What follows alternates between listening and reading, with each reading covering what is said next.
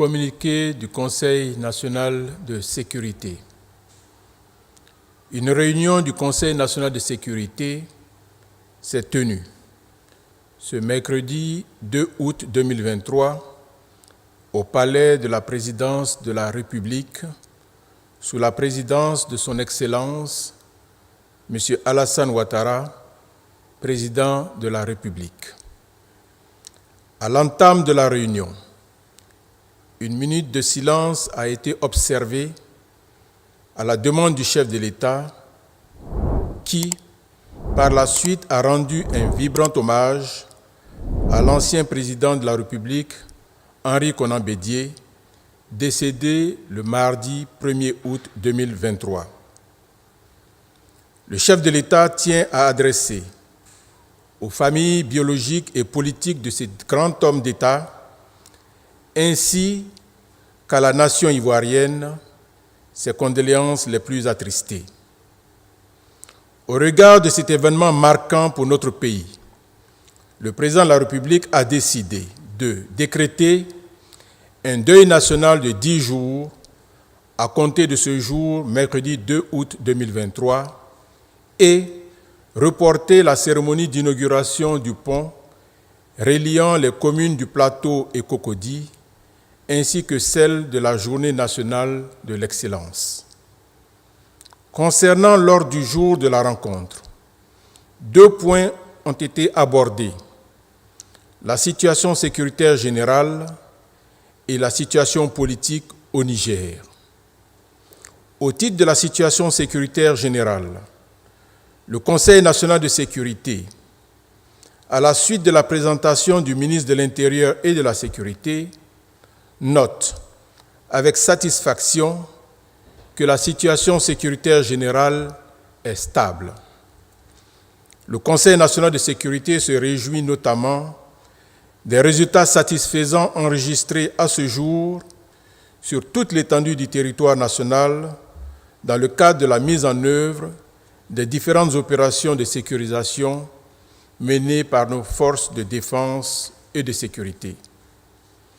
Le Conseil national de sécurité déplore cependant la hausse du nombre d'accidents mortels de la voie publique ainsi que celle des décès dus aux intempéries qui ont été enregistrés au cours du mois de juillet 2023. Le président de la République, consterné par la survenue régulière de ces drames, a réitéré ses condoléances les plus attristées aux familles endeuillées et ses vœux de prompt rétablissement aux blessés ainsi qu'aux victimes de dégâts matériels. À cet égard, le chef de l'État a donné instruction au Premier ministre, chef du gouvernement, en vue de la poursuite des campagnes de sensibilisation à l'attention des populations vivant dans les zones à risque et de l'accélération du processus de libération de ces zones.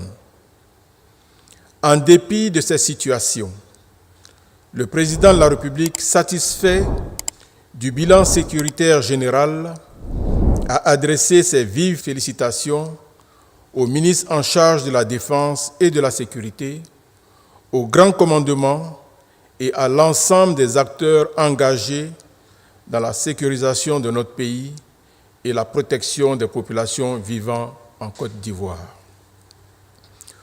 Au titre de la situation politique au Niger, le président de la République a informé le Conseil national de sécurité des consultations qu'il a eues avec les chefs d'État de la Communauté économique des États de l'Afrique de l'Ouest, CEDEAO, et de l'Union économique et monétaire ouest-africaine, UEMOA, dès l'annonce de la tentative de coup d'État au Niger le mercredi 26 juillet 2023. Le chef de l'État a également porté à la connaissance du Conseil national de sécurité les échanges qui ont eu lieu au cours des sommets extraordinaires de l'UEMOA et de la CEDEAO qui se sont tenus à Abuja, au Nigeria, le dimanche 30 juillet 2023.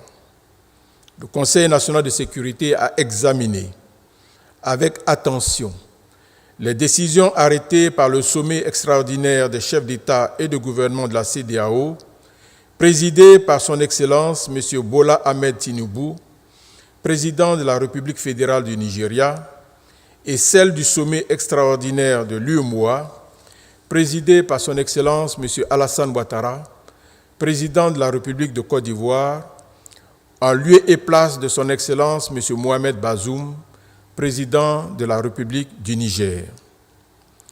À la suite de cet examen, le Conseil national de sécurité a fermement condamné cette tentative de coup d'État qui constitue une grave menace à la paix et à la sécurité dans la sous-région. En outre, le président de la République a instruit le Premier ministre chef du gouvernement à l'effet de mettre en œuvre sans délai toutes les sanctions arrêtées par la CEDEAO et l'UEMOA à l'encontre du Niger et des auteurs de la tentative de coup d'État dans ce pays. Par ailleurs, le président de la République a autorisé le chef d'état-major général des armées à se rendre à Abuja, au Nigeria, en vue de prendre part à la réunion des chefs d'état-major des armées des pays de la CEDEAO. L'objectif de cette rencontre, organisée par la commission de la CEDEAO, est d'élaborer un plan d'opération pour une éventuelle intervention militaire de la CEDEAO au Niger, visant à rétablir l'ordre constitutionnel dans ce pays.